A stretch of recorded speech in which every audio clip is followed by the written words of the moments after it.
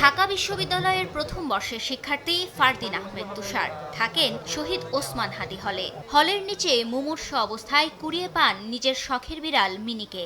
সেই প্রিয় পশু মিনিকে নিয়েই এসেছেন পেট কার্নিভালে।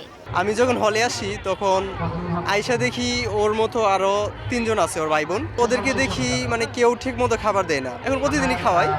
এরপর থেকে হচ্ছে ওর সাথে আমার মূলত বন্ধুত্বটা। আমিও 4 তলায় থাকি, ও হচ্ছে আমার সাথে 4 তলায় চলে যায়। তো ওইখানে আমি হচ্ছে ওর জন্য একটা ছোট্ট বাড়ি করে দিছি, তো ওইখানে থাকি।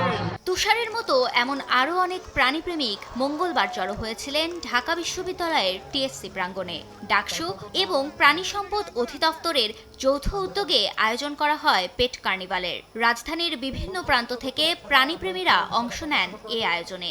ক্যাম্পাসে আমরা সাধারণত এইসব অনুষ্ঠান কখনো দেখি না, একদম নতুন একটা আয়োজন করা হয়েছে। আদার্স বিড়ালদের সাথে দেখা সাক্ষাৎ হওয়া, ভ্যাকসিন দিতেছে, ট্রিটমেন্ট, এগুলো আর কি হেল্পফুল হয়েছে। এরকম বিভিন্ন অনুষ্ঠানে যাই ওকে নিয়ে, ও একটু ঘুরতে পছন্দ করে। আপনাকেই বলছি, ইন্স্যুরেন্স করলে সিটিতে সুরক্ষা পাবেন নিশ্চিত। জীববৈচিত্র্য রক্ষায় এবং ঢাবির পশু পাখিদের নিরাপত্তা নিশ্চিত করতেই এই উদ্যোগ নেওয়া হয়েছে বলে জানান ডাকসুর ভিপি সাদিক কায়েম।